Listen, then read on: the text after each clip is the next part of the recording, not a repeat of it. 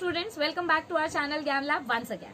आज हम आपके लिए लेकर आए हैं आपका कंट्रोल एंड कोऑर्डिनेशन के आगे का सेशन। आज के सेशन में हम बात करेंगे मेजर एंडोक्राइन ग्लैंड्स के बारे में। एंडोक्राइन ग्लैंड्स मतलब क्या होते हैं? Ductless glands. एंडोक्राइन ग्लैंड्स मतलब क्या होते हैं? डक्टलेस ग्लैंड, यानी जिनका सेक्रीशन डायरेक्टली ब्लड में पोर होता है और ब्लड के थ्रू ये हार्मोन्स अपने अपने टारगेट ऑर्गन तक जाते हैं। तो सबसे पहला ऑर्गन जो एंडोक्राइन सिस्टम का पार्ट है, जिसको हम मास्टर ग्लैंड बोलते हैं, वो है हमारा हाइपोथैलेमस। हाइपोथैलेमस कहाँ प्रेजेंट होता है बच्चों? हाइपोथैलेमस प्रेजेंट होता है हमारे मिड ब्रेन के आगे, यानी कि हमारे फ्रंटल लोब के पास। ठीक है, देखो ये अपने हाइपोथैलेमस का लोकेशन है, थैलेमस के नीचे। ठीक है, हाइपोथैलेमस वैसे तो एक्टोडर्मल टिश्यू से बनता है। हाइपोथैलेमस किससे बनता है? एक्टोडर्म से बनता है। एक्टोडर्म मतलब क्या होता है? देखो आपने पढ़ा था, जब फर्टिलाइजेशन होता है, सेक्सुअल फर्टिलाइजेशन होता है, तो जाइगोट बनता है। जाइगोट धीरे धीरे बड़ा होता है, एम्ब्रियो बनता है, और एम्ब्रियो के अंदर अलग अलग फेजेस देखने को मिलते हैं, जैसे गैस्ट्रुलेशन और ब्लास्ट्यूलेशन। और गैस्ट्रुलेशन के फेज में 3 लेयर्स बनती हैं, एंडोडर्म, एक्टोडर्म और मीसोडर्म। तो इसमें से अलग अलग लेयर अलग अलग ऑर्गन्स बनाती हैं, जिसमें से जो एक्टोडर्म है ये न्यूरल टिश्यू बनाता है। एक्टोडर्म क्या बनाता है? Neural tissue. तो हमारा जो हाइपोथैलेमस है, वो हाइपोथैलेमस कौन से टिश्यू से बना है? एक्टोडर्म टिश्यू से बना है, इसीलिए इसको बोलते हैं ectodermal in origin. It is located at the floor of diencephalon. हमारा हाइपोथैलेमस कहाँ पर प्रेजेंट है? डायनसेफ्लॉन के एकदम बेस में। Major function of hypothalamus is to maintain homeostasis. अब आप मुझे बताओ, होम्योस्टेसिस मतलब क्या होता है? होम्योस्टेसिस यानी कि बॉडी का पीएच और टेम्परेचर मेंटेन करके रखना। होम्योस्टेसिस मतलब क्या होता है? Maintaining pH and temperature of the body. तो हाइपोथैलेमस को हम थर्मोरेगुलेटर बोलते हैं। थर्मोरेगुलेटर मतलब क्या होता है? जब भी बॉडी का टेम्परेचर चेंज होता है, तो इसका मतलब हाइपोथैलेमस काम कर रहा है। It controls the secretary activity of pituitary gland by the release and inhibiting of hormones, यानी कि कब कौन सा हार्मोन बनाना है और कब कौन सा हार्मोन नहीं बनाना है, कब कौन सा हार्मोन रिलीज करना है और कब कौन सा हार्मोन इनहिबिट करना है। इनहिबिट मतलब कौन से हार्मोन का प्रोडक्शन स्टॉप करना है। ये पूरी की पूरी रिस्पॉन्सिबिलिटी हाइपोथैलेमस की होती है। किसकी होती है? हाइपोथैलेमस की होती है। All hormones of hypothalamus are peptide hormones. हमने अपने प्रीवियस सेशन में देखा था कि हॉर्मोन्स के अलग अलग केमिकल नेचर होते हैं। कुछ हॉर्मोन्स लिपिड से बनते हैं, कुछ हार्मोन प्रोटीन से बनते हैं, कुछ हार्मोन अमाइन से बनते हैं। तो हाइपोथैलेमस से जो 2 हॉर्मोन्स बनते हैं, कौन से हॉर्मोन्स बनते हैं हाइपोथैलेमस से? एडीएच और ऑक्सीटॉक्सिन। इन दोनों हॉर्मोन्स का केमिकल नेचर क्या है? पेप्टाइड, यानी कि ये प्रोटीनिक है नेचर में। They are secreted by the neurosecretory cells, so they are called neuro hormones. ये आपके ब्रेन से रिलीज हो रहे हैं। देखो एक चीज अच्छे से समझो, हाइपोथैलेमस को हम लिंक बोलते हैं। It is the link between endocrine system and neural system. इसको हम किसके बीच का लिंक बोलते हैं? Endocrine system and nervous system. क्यों ऐसा बोला जाता है? क्योंकि ये हाइपोथैलेमस कहाँ प्रेजेंट है? ब्रेन में प्रेजेंट है। कहाँ प्रेजेंट है? ब्रेन में प्रेजेंट है। लेकिन ये क्या कंट्रोल कर रहा है? ये हार्मोन प्रोडक्शन कंट्रोल कर रहा है। तो ये प्रेजेंट कहीं और है और इसका फंक्शन कहीं और पर हो रहा है। तो दोनों के बीच का लिंक है ये, इसीलिए इसको हम बोलते हैं link between endocrine system and nervous system. So हमारा जो हाइपोथैलेमस है, इस हाइपोथैलेमस से पिट्यूटरी ग्लैंड बनता है। इस हाइपोथैलेमस से पिट्यूटरी ग्लैंड का एक पार्ट बनता है। तो हाइपोथैलेमस के जिस पार्ट से पिट्यूटरी ग्लैंड बनता है, उस पार्ट को हम बोलते हैं न्यूरोसेक्रेटरी पार्ट, और वो बनता है न्यूरोसेक्रेटरी सेल्स से, यानी डिफरेंट टाइप्स ऑफ सेल्स। और इसीलिए उस पिट्यूटरी ग्लैंड से जो हार्मोन्स बनेंगे, उन हार्मोन्स को हम बोलेंगे न्यूरो हार्मोन्स। नर्वस सिस्टम से ये हार्मोन्स बन रहे हैं, इसीलिए इसको हम बोलते हैं न्यूरो हार्मोन्स, क्योंकि हाइपोथैलेमस कहाँ प्रेजेंट है? ब्रेन में। तो ब्रेन से जो हार्मोन्स बन रहे हैं डायरेक्टली, उन हार्मोन्स को हम बोलते हैं न्यूरो हार्मोन्स। कौन से 2 हार्मोन्स के नाम यहाँ पर दिए गए हैं? आपको ये दोनों नाम याद रखने हैं। The hormone secreted by hypothalamus are ADH and oxytocin. Please ये मत भूलना, प्लीज बार बार इसको रटो। हाइपोथैलेमस से 2 हार्मोन्स बनते हैं। कौन से 2 हार्मोन्स बनते हैं? एडीएच और ऑक्सीटॉक्सिन। लेकिन ये हार्मोन हाइपोथैलेमस के पास नहीं रहते हैं। हाइपोथैलेमस इन 2 हार्मोन्स को बनाता है, मतलब समझो ये अपना हाइपोथैलेमस है और यहाँ से आपका पिट्यूटरी ग्लैंड का एक पार्ट निकला है। तो हमारा हाइपोथैलेमस क्या करता है? वो एडीएच और ऑक्सीटॉक्सिन बनाता है और ये बना के वो पिट्यूटरी ग्लैंड में डाल देता है।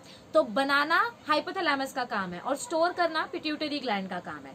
तो कौन से 2 हार्मोन्स बनाता है हाइपोथैलेमस? ADH and oxytocin. अब बढ़ते हैं नेक्स्ट स्लाइड की तरफ।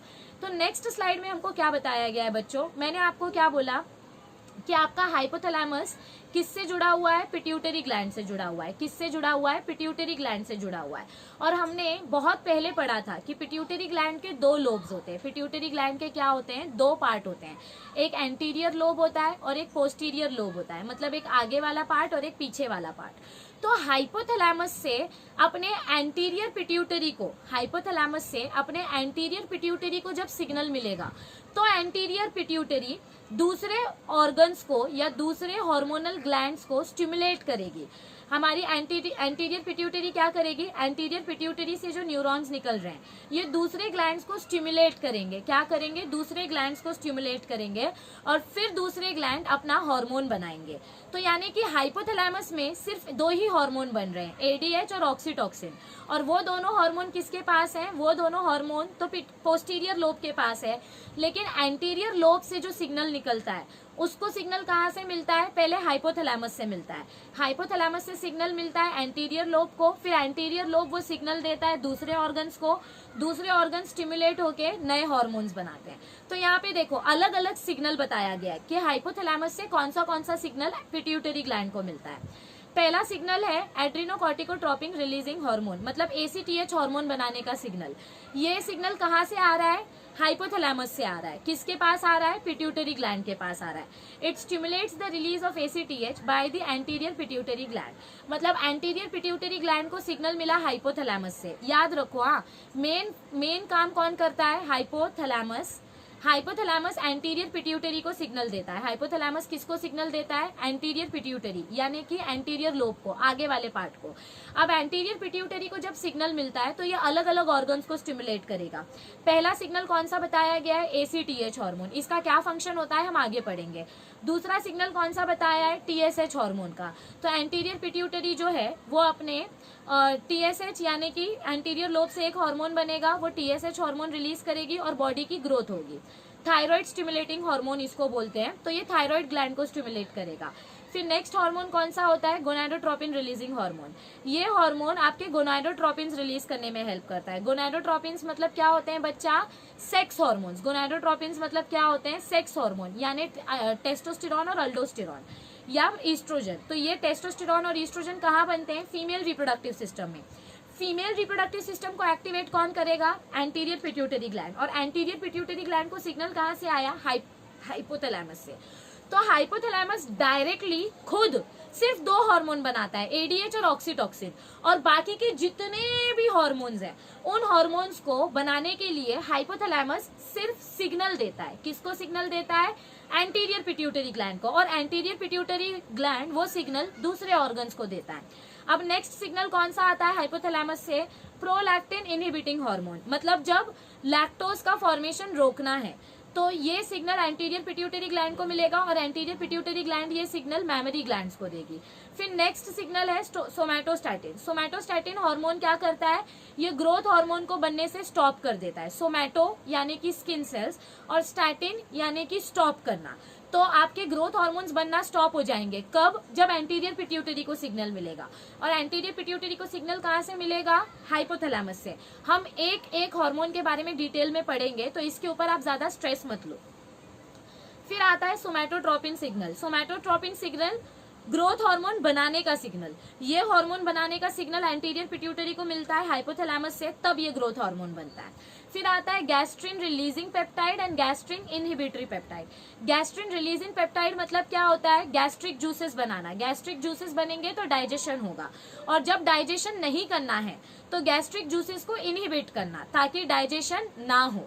तो ये दोनों सिग्नल एंटीरियर पिट्यूटरी ग्लैंड के पास आता है। एंटीरियर पिट्यूटरी ग्लैंड के पास हाइपोथैलेमस से आया, और हाइपोथैलेमस से सिग्नल लेने के बाद एंटीरियर पिट्यूटरी ग्लैंड ये सिग्नल अपने डाइजेस्टिव सिस्टम को देती है ताकि अपना डाइजेशन प्रोसेस या तो स्टार्ट होगा या तो स्टॉप होगा। तो ये अलग अलग सिग्नल हैं। देखो बच्चों, अच्छे से समझने की कोशिश करो। हाइपोथैलेमस से जो पिट्यूटरी ग्लैंड बनती है उस पिट्यूटरी ग्लैंड को बोलते हैं पोस्टीरियर लोब, और पिट्यूटरी ग्लैंड का जो आगे वाला पार्ट है उसको बोलते हैं एंटीरियर लोब। हाइपोथैलेमस से जो 2 हार्मोन्स बन रहे हैं वो 2 हार्मोन पोस्टीरियर लोब में जाके स्टोर हो जाएंगे, लेकिन बाकी के हार्मोन्स का सिग्नल एंटीरियर लोब से आता है। ज्यादा कंफ्यूज नहीं होना है, आगे का एक्सप्लेनेशन देखो आपको समझ में आएगा। तो सबसे पहले अब हम पढ़ेंगे पिट्यूटरी ग्लैंड के बारे में। किसके बारे में पढ़ेंगे? पिट्यूटरी ग्लैंड के बारे में। पिट्यूटरी ग्लैंड का दूसरा नाम है हाइपोफिसिस। पिट्यूटरी ग्लैंड का दूसरा नाम क्या है? Hypophysis gland.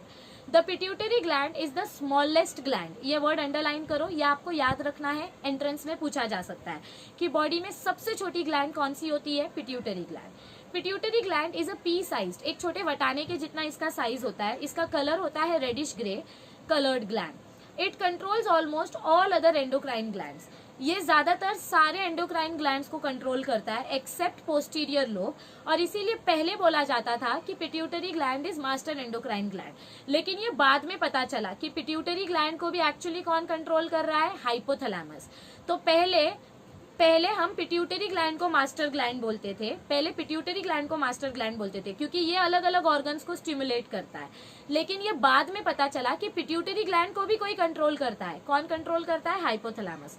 तो हमने हाइपोथैलेमस को मास्टर ग्लैंड बोलना स्टार्ट किया। It is located just below the hypothalamus and it is attached to it by a stalk called infundibulum और hypophyseal stalk।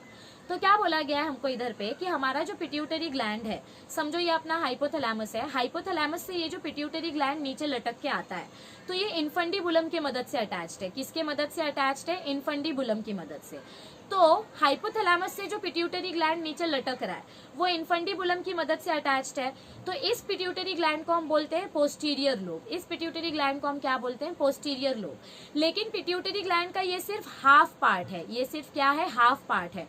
जो दूसरा हाफ पार्ट है पिट्यूटरी ग्लैंड का, ये जो सेकेंड हाफ पार्ट है, ये कहीं और से आता है। यह हाइपोथैलेमस से नहीं आता है, ये कहीं और से आता है। मतलब एक पार्ट कहीं और से और दूसरा पार्ट कहीं और से। एक पार्ट ओरल रीजन से आता है, दूसरा पार्ट न्यूरल रीजन से आता है। इसीलिए हम बोलते हैं पिट्यूटरी ग्लैंड को ड्यूअल ओरिजिन। पिट्यूटरी ग्लैंड को हम क्या बोलते हैं? Dual origin. मतलब देखो क्या बोला गया है, मैं आपको समझाती हूँ, बिल्कुल स्ट्रेस नहीं लेना है। When Anjali ma'am is here, why fear? तो देखो यहाँ पे क्या बोला गया है कि आपका पिट्यूटरी ग्लैंड जो हाइपोथैलेमस से नीचे आ रहा है, हाइपोथैलेमस से जो पिट्यूटरी ग्लैंड नीचे आ रहा है वो कैसे लटका हुआ है? इन्फंडिबुलम की मदद से लटका हुआ है। ठीक है, इसको हम बोलते हैं हाइपोफिसियल स्टॉक, इन्फंडिब्यूलम, इधर बी आएगा, इन्फंडिब्यूलम। और इसको हम हाइपोफिसियल स्टॉक भी बोलते हैं, यानी लटकता हुआ स्ट्रक्चर।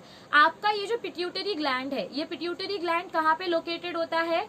ये अपने स्पेनॉइड बोन के डिप्रेशन में लोकेटेड होता है। मतलब अपनी जो गाल की हड्डी है, ये गाल की हड्डी जब अंदर की तरफ आप देखोगे, इंसान का ढांचा देखोगे, हड्डियों का स्केलेटन देखोगे, तो आपके ब्रेन के नीचे ये जो गाल की हड्डी है, बटरफ्लाई बोन जिसको हम बोलते हैं, स्पिनॉइड बोन, बीच में एकदम नाक के पीछे एकदम बीच में ऐसा एक बोन लाइक स्ट्रक्चर है जहां पे आपका ये पिट्यूटरी ग्लैंड ऐसे लटकते रहता है। तो इसको बोलते हैं स्पिनॉइड बोन, और इसके ऊपर आपका पिट्यूटरी ग्लैंड लटक रहा है। ओके, आगे देखो क्या बोला गया है। Pituitary gland consist of 2 lobes, anterior lobe and posterior lobe.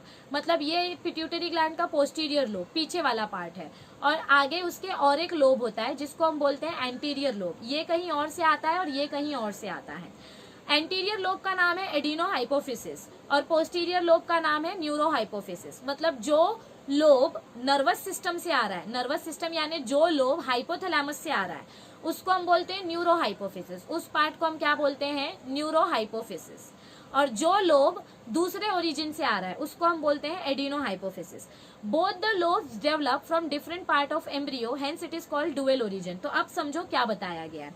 मैंने आपको क्या बोला कि आपके हाइपोथैलेमस से जो पिट्यूटरी ग्लैंड निकलती है, हमने अभी तक यही सुना है कि हाइपोथैलेमस के नीचे पिट्यूटरी ग्लैंड है, लेकिन अब उसका डिटेल स्ट्रक्चर आपको यहाँ पे मैं बताने जा रही हूँ कि पिट्यूटरी ग्लैंड एक्चुअली डेवलप कैसे होती है। सो पहला पॉइंट देखो हमको इधर पे क्या बताया गया है। Outgrowth of the tissue begin to appear from the hypothalamus and roof of the mouth. मतलब पिट्यूटरी ग्लैंड का एक लोब आपके हाइपोथैलेमस से नीचे आ रहा है और दूसरा लोब आपके माउथ से ऊपर जा रहा है। ये देखो इधर पे क्या बताया गया है, infundibulum growing down from floor of third ventricle. ये आपका हाइपोथैलेमस वाला पार्ट है। हाइपोथैलेमस का एक पार्ट ऐसे नीचे की तरफ एक्सटेंड हो रहा है और जो नीचे से दूसरा लोब आ रहा है, ये दूसरा लोब कहाँ से आ रहा है? ओरल कैविटी से, माउथ से आ रहा है। मतलब समझो ऐसा आपका माउथ है। ओके समझो ऐसा अपना माउथ है, तो ये जो माउथ का अपर वाला पार्ट होता है, जो फेरिंग्स वाला रीजन होता है, ये फेरिंग्स वाला जो टिश्यू होता है, ये फेरिंग्स वाला टिश्यू एक्चुअली ऊपर की तरफ एक्सटेंड होता है। कैसे होता है? ये ऊपर की तरफ एक्सटेंड होता है। देखो ये ऐसा दिखाई दे रहा है, ये ऊपर की तरफ एक्सटेंड होता है, और ये होता है जाइगोटिक स्टेज में, मतलब जब एम्ब्रियो डेवलप होता है, ये सिर्फ उस टाइम पे होता है। एम्ब्रियो डेवलपमेंट के टाइम पे पिट्यूटरी ग्लैंड डेवलप होता है। ओके सो आपका पिट्यूटरी ग्लैंड ऐसा दिखाई देता है, पिट्यूटरी ग्लैंड ऐसा दिखाई देता है। एक लोब ब्रेन से आया है, दूसरा लोब नीचे से आया है। तो नीचे से कहाँ से आया है? माउथ से आया है। नीचे से कहाँ से आया है? Outgrowth of epithelial cells growing up from the roof of the mouth, मतलब आपके जो माउथ का ऊपर वाला पार्ट है, वहां से एक लोब एक्सटेंड हो रहा है और एक लोब ऊपर से नीचे आ रहा है। ओके तो यहाँ पे ये जो लोब बन रहा है ना बच्चों, इसके बाहर एक एपिथेलियल सेल्स की कवरिंग होती है, जो एक पाउच जैसा स्ट्रक्चर बनाती है। क्या बनाती है? एक पाउच जैसा स्ट्रक्चर बनाती है। इस पाउच को हम बोलते हैं राथकेस पाउच। क्या बोलते हैं इसको? हम राथकेस या राथकेस पाउच बोलते हैं। ये एक साइंटिस्ट का नाम है जिन्होंने हमको बताया कि पिट्यूटरी ग्लैंड दो अलग अलग पार्ट से आता है। एक पिट्यूटरी ग्लैंड माउथ से ब्रेन की तरफ जाता है और दूसरा पिट्यूटरी ग्लैंड ब्रेन से माउथ की तरफ आता है, मतलब नीचे की तरफ आता है। तो ये नीचे से जो ग्लैंड ऊपर गया वो, और ऊपर से जो ग्लैंड नीचे आया वो, तो ऐसे आपको दो लोब्स देखने को मिलते हैं। ओके तो ये फर्स्ट स्टेज है पिट्यूटरी ग्लैंड के डेवलपमेंट का। अब सेकेंड स्टेज में देखो क्या होता है, the outgrowths of the tissue start to fuse together. अब ये दोनों टिश्यू एक दूसरे के साथ ज्वाइन होना स्टार्ट हो जाएंगे। एक पर्टिकुलर टाइम के बाद ये जो नीचे वाला टिश्यू है, जो नीचे से जो लोब निकल रहा था, वो डिटैच हो जाएगा।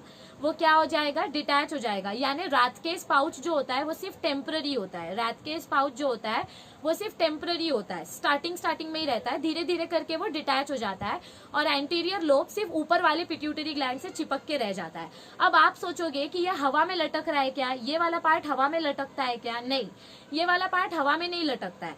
इस पार्ट से बहुत सारी नर्व्स निकलती हैं जो एंटीरियर लोब के साथ इस पार्ट को बांध देती हैं। Okay so the immature anterior pituitary lobe separates from the roof of the mouth. यहाँ से आपके माउथ के रूफ से आपका ये जो पिट्यूटरी ग्लैंड का अटैचमेंट था वो सेपरेट हो गया। ओके और लास्ट में हमको क्या देखने को मिलता है? The anterior and the posterior pituitary lobe. Anterior मतलब कौन सा? जो माउथ के साइड से आया है, नीचे से आया है, और पोस्टीरियर मतलब कौन सा? जो ऊपर से आया है, ब्रेन से आया है। So the anterior and posterior pituitary lobes mature and the bony sella turcica forms। यहाँ पे देखो आपके स्पिनॉइड बोन का स्ट्रक्चर बन रहा है और इस स्पिनॉइड बोन के बीच में आपका पिट्यूटरी ग्लैंड लटक रहा है। पिट्यूटरी ग्लैंड का एंटीरियर वाला पार्ट भी यहाँ पे लटक रहा है और पोस्टीरियर वाला पार्ट भी यहाँ पे लटक रहा है। तो ये स्ट्रक्चर आपको समझ में आया? प्लीज इतना वीडियो वापस रिपीट करके देखो तो आपको अच्छे से समझ में आ जाएगा। एक और डायग्राम देखो, ये थोड़ा सा ब्लर है, फिर भी समझने की कोशिश करो। देखो ये आपका हाइपोथैलेमस है। हाइपोथैलेमस से जो इन्फंडिबुलम निकल रहा है वो आपका पोस्टीरियर लोब बना रहा है, और ओरल एक्टोडर्म यानी माउथ से आपका एक पिट्यूटरी ग्लैंड एक्सटेंड हो रहा है, उसको हम बोलते हैं राथकेस पाउच। धीरे धीरे करके ये पाउच डीजनरेट हो जाता है। देखो आगे जाके ये पाउच डीजनरेट हो जाता है, पर स्टार्टिंग में पहले ही इन दोनों के बीच का फ्यूजन स्टार्ट होगा। फ्यूजन होने के बाद ये पाउच अपने रूफ से डिटैच हो जाएगा। तो हमने जो ऐसा स्ट्रक्चर देखा था माउथ का, ये पाउच जो यहाँ से पिट्यूटरी ग्लैंड बना रहा था, अब एक्चुअली क्या हो जाएगा? ये माउथ आपका फेरिंग्स बनाएगा और ऊपर आपका ये पिट्यूटरी ग्लैंड अलग हो जाएगा। तो ये पार्ट जो पहले ऊपर गया था ये अब डिटैच हो गया और अब ये आपका फेरिंग्स और लैरिंग्स बनाएगा। तो इस तरीके से आपके ये दोनों लोब्स एक दूसरे के साथ चिपक जाते हैं with the help of different fibres, nerve fibres, जिसको हम बोलते हैं हाइपोफिशियल पोर्टल वेन सिस्टम। यानी अलग अलग वेन्स इन दोनों लोब्स को एक साथ जोड़ देती हैं। ओके तो ऐसे आपका बनता है पिट्यूटरी ग्लैंड का दोनों लोब्स। अब बच्चों को कंफ्यूजन क्या होगा? बच्चों को कंफ्यूजन ये होगा कि मैम याद कैसे रखना है कि कौन सा लोब पिट्यूटरी पार्ट से मतलब हाइपोथैलेमस से आ रहा है और कौन सा लोब माउथ से आ रहा है। तो आपको कैसे याद रखना है? देखो हाइपोथैलेमस की जो स्पेलिंग है उसमें पी आता है, तो हाइपोथैलेमस की स्पेलिंग में पी है, मतलब पिट्यूटरी ग्लैंड का पोस्टीरियर लोब हाइपोथैलेमस से आ रहा है। पोस्टीरियर लोब की स्पेलिंग में भी पी आता है, हाइपोथैलेमस की स्पेलिंग में भी पी आता है। तो ये अपना हाइपोथैलेमस है। इसमें से जो ये पोस्टीरियर लोब निकला ये हाइपोथैलेमस से आया, और जो एंटीरियर लोब बना है ये लोब माउथ से आया। तो पोस्टीरियर लोब हाइपोथैलेमस से आया, कैसे याद रखोगे, पी पी, ऐसे आप याद रख सकते हो। और इस वजह से हम बोलते हैं कि हमारा पिट्यूटरी ग्लैंड जो है वो ड्यूअल ओरिजिन का है। पिट्यूटरी ग्लैंड कैसा है, ड्यूअल ओरिजिन का। डुअल मतलब क्या होता है, दो दो ओरिजिन, एक पार्ट माउथ से आ रहा है, एक पार्ट ब्रेन से आ रहा है, तो एक और दो, टोटल दो अलग अलग ओरिजिन है। आगे जाके ये नर्वस सिस्टम का पार्ट बन जाएगा, बट स्टार्टिंग में ये दो अलग अलग पार्ट से ओरिजिनेट हो रहा है, इसीलिए इसको बोलते हैं डुअल ओरिजिन। अब आगे देखो क्या बताया गया है हमको।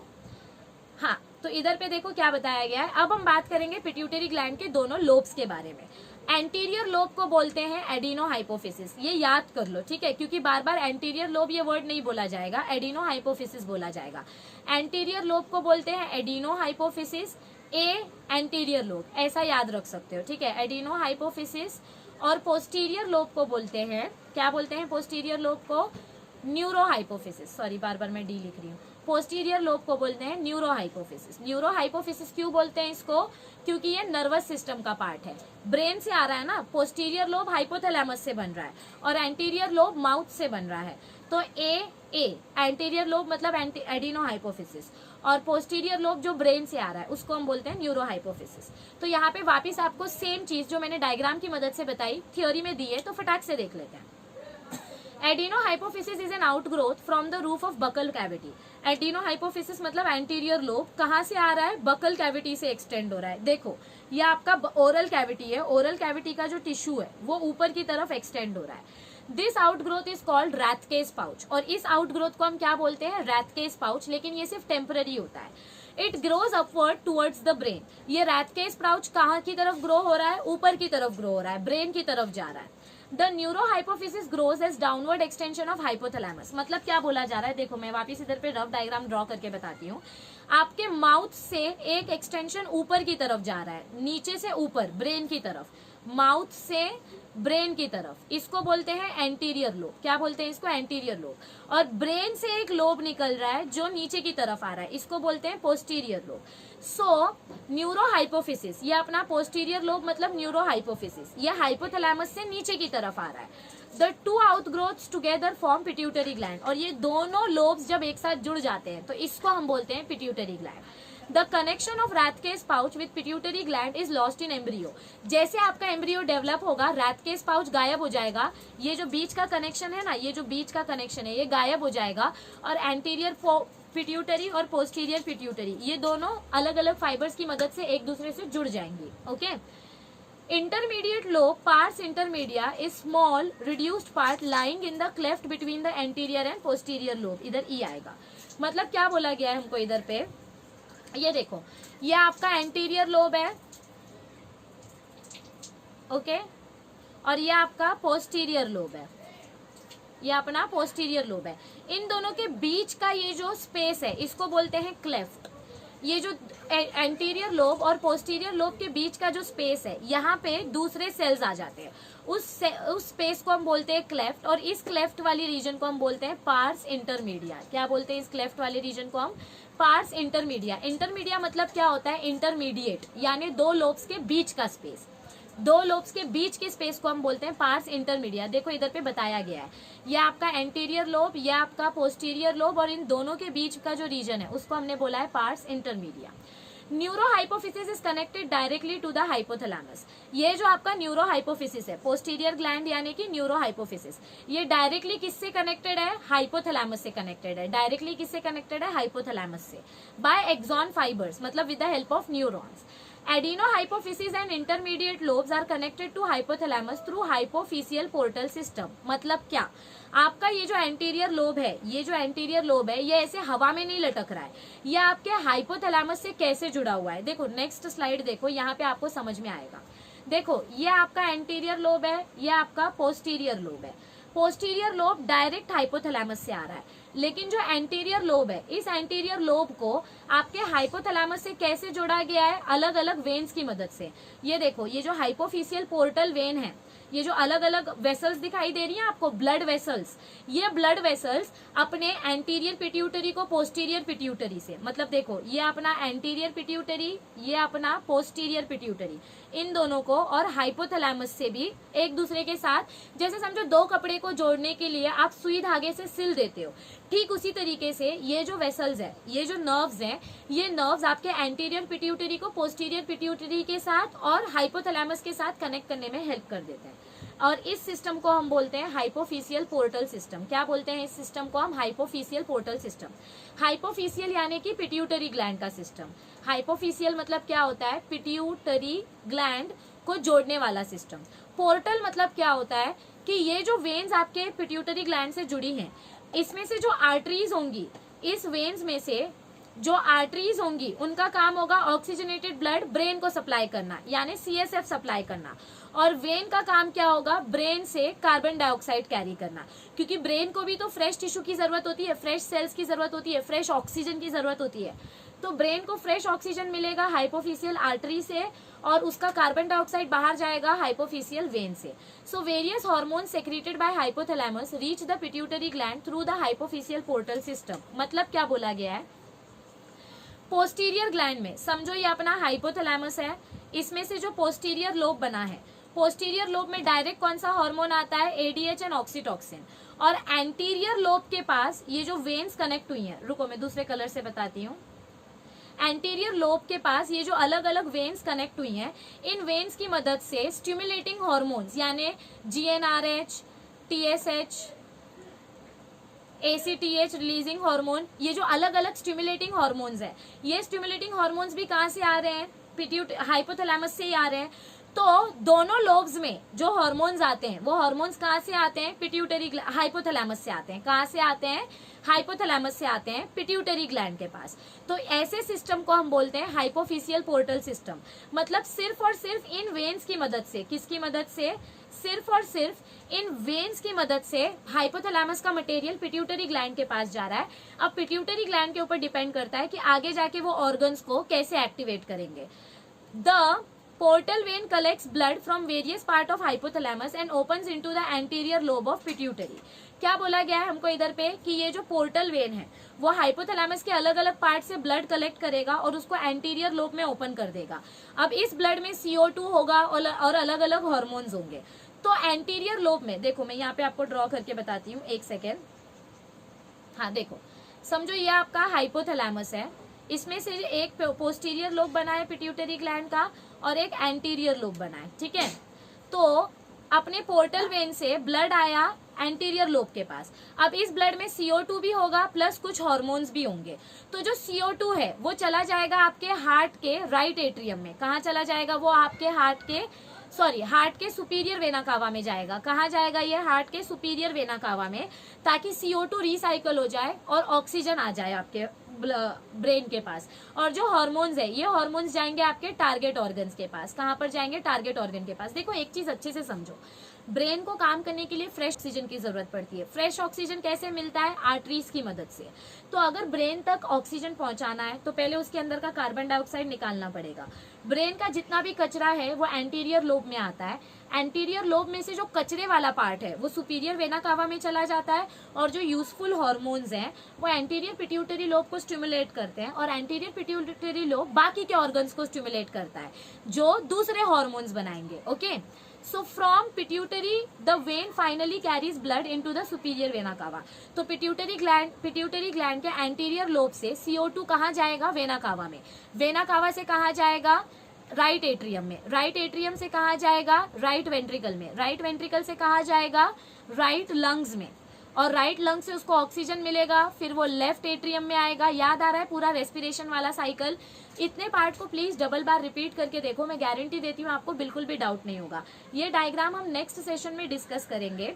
अभी यहाँ पे देखो एडिनो हाइपोफिसिस का क्या इंट्रोडक्शन दिया गया है। एडिनो हाइपोफिसिस मतलब anterior pituitary lobe.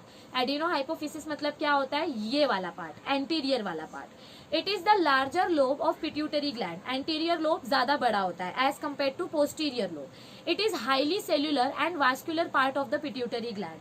Highly cellular मतलब बहुत सारे अलग अलग सेल्स से बनता है ये, क्योंकि ये माउथ से इसका ओरिजिन हुआ था, और इसके पास बहुत सारे ब्लड वेसल्स होते हैं, इसीलिए इसको बोला जाता है हाईली वास्कुलर। वास्कुलर मतलब क्या होता है, ब्लड वेसल्स, बहुत सारे ब्लड वेसल्स निकल रहे हैं ना, देखो इधर पे कितने सारे ब्लड वेसल्स हैं। Okay, it contains various types of secretory cells, अलग अलग सेल्स है अपने एडिनो हाइपोफिसिस में।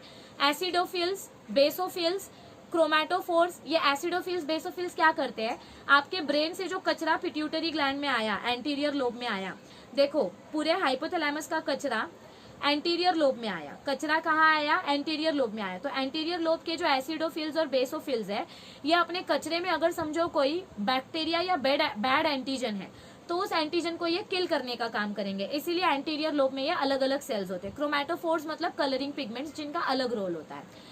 It is differentiated into 3 parts. तो हमको यहाँ पर क्या बताया गया है, एंटीरियर लोब का 3 पार्ट बताया गया है। पहला पार्ट है पार्स डिस्टैलिस, पिट्यूटरी ग्लैंड का एकदम एंडिंग वाला पार्ट, एंटीरियर लोब का एकदम एंडिंग वाला पार्ट।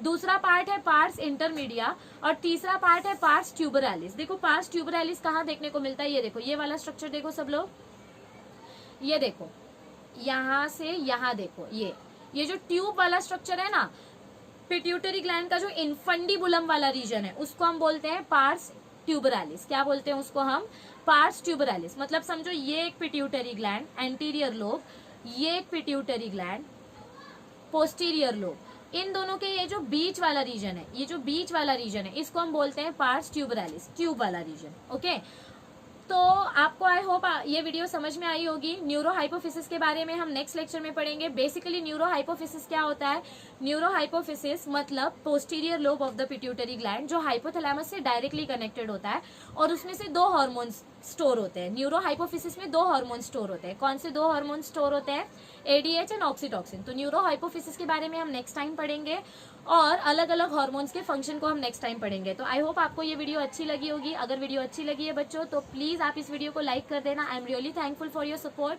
वीडियो को शेयर करो जितना हो सके उतना, क्योंकि मैंने सब बच्चों को प्रॉमिस किया है कि मैं control and coordination March and में खत्म कर दूंगी।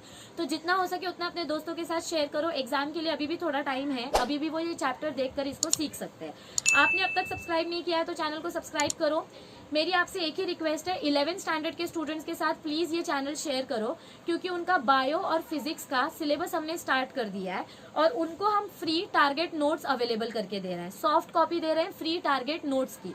तो जितना जल्दी हो सके उतना जल्दी आप 11th स्टैंडर्ड के स्टूडेंट्स के साथ ये चैनल शेयर करो। नोट्स कुछ ही दिनों के लिए अवेलेबल रहेंगी, उसके बाद हम नोट्स देना बंद कर देंगे।